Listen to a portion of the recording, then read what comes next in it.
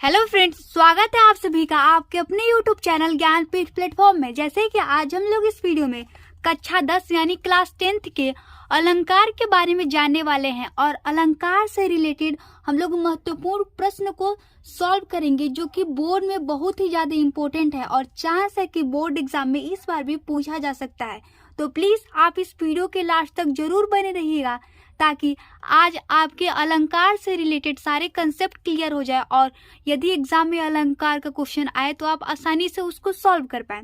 तो चलिए फिर हम लोग वीडियो को स्टार्ट करते हैं। मैं आपको बता दूं कि अलंकार जो है हर साल पेपर में पूछा जाता है और गारंटी है कि इस बार भी बोर्ड एग्जाम में पूछा ही जाएगा। तो प्लीज आप अलंकार को अच्छे से पढ़ जरूर लीजिएगा।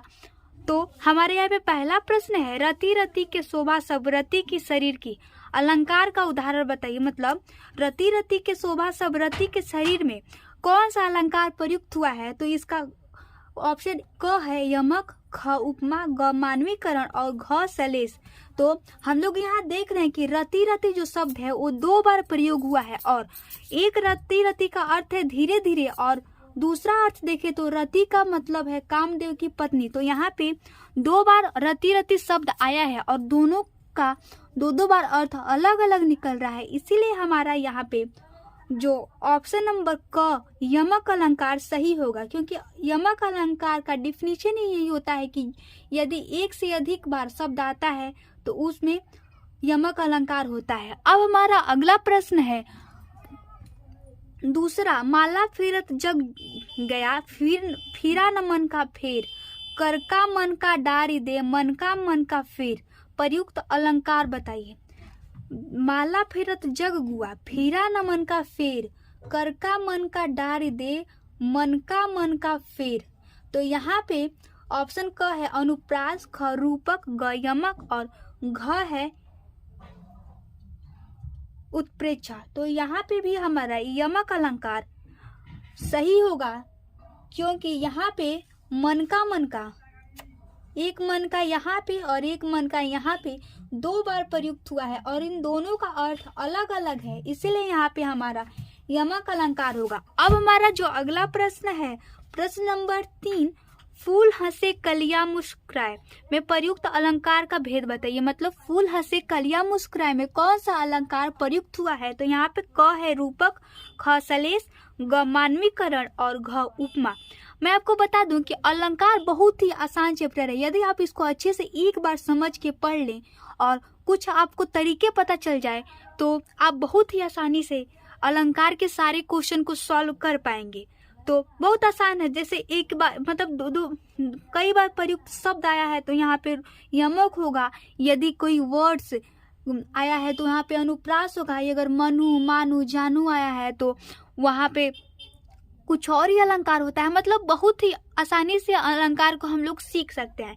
तब यहाँ पे हम लोग देख रहे हैं कि फूल हंसे कलियां मुस्कुराए, तो यहाँ पे कहीं फूल ना हंसता है और ना ही मुस्कुराता है, तो यहाँ पे माना गया है, तो यहीं पे मानवीकरण होगा। मतलब मानवीकरण यानी प्राकृतिक चीजों को संबोधित किया जाता है, जैसे फूल हंसे कलियां मुस्कुराए, बादल गरजे, बिजली मतलब बिजली सुंदर लग रही है, मतलब ऐसे बिजली सजी, ऐसे अगर शब्द आते हैं जो नेचुरली होते हैं और उसको संबोधित करके यदि कुछ कहा जा रहा है तो वहाँ पे मानवीकरण अलंकार होता है। तो इसीलिए यहाँ भी फूल हंसे कलियां मुस्कुराए में मानवीकरण समास नहीं अलंकार सही होगा। अब जो हमारा अगला प्रश्न है वो है प्रश्न नंबर 4, राणा ने सोचा इस पार तब तक चेतक था उस पार में अलंकार है क अतिशोक्ति, ख अनुप्रास, ग उत्प्रेक्षा और घ मानवीकरण।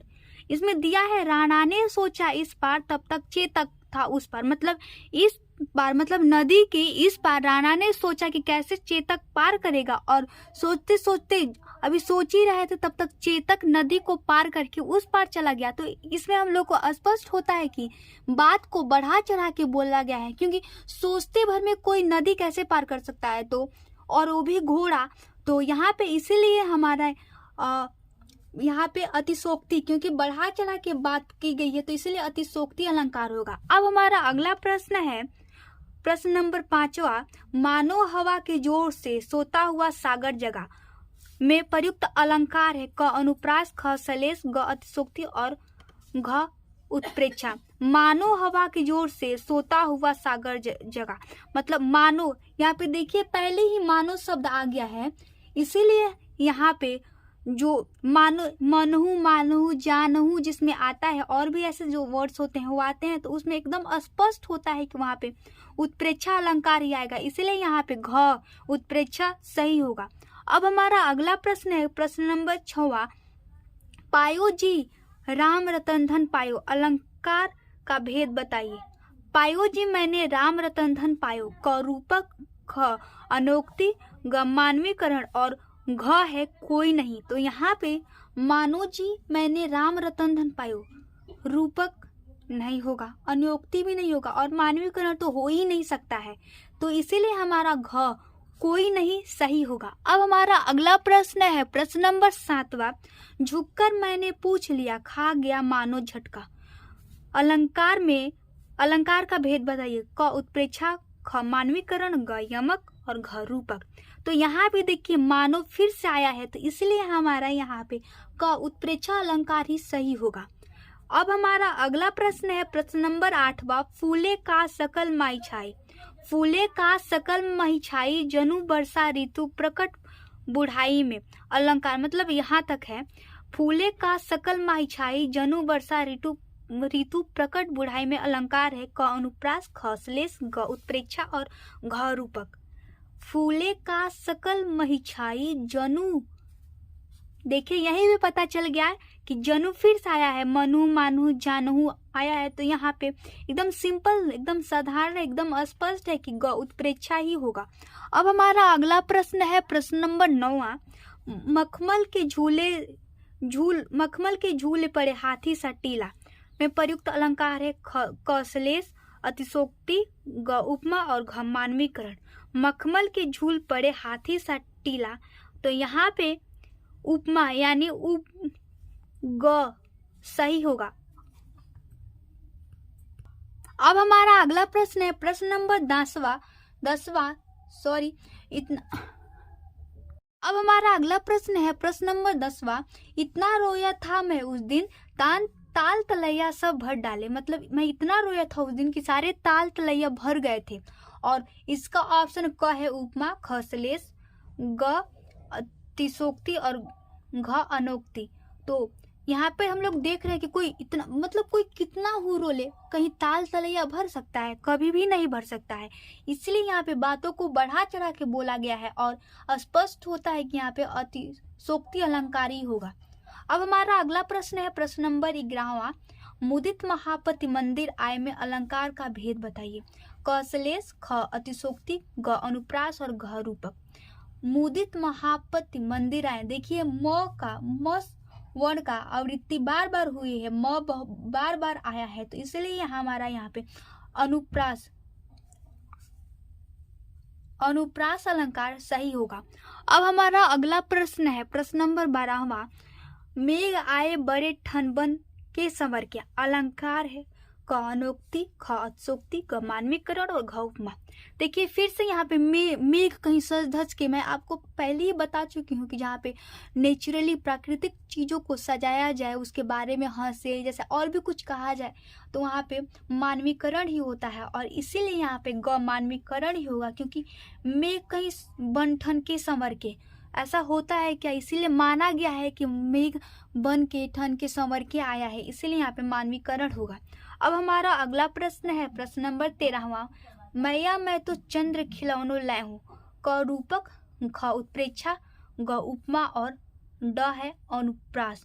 तो यहाँ पे चांद को खिलौने से, मतलब चांद को ही खिलौना मान लिया गया है, इसीलिए हमारा यहाँ पे ऑप्शन नंबर ग उपमा सही होगा।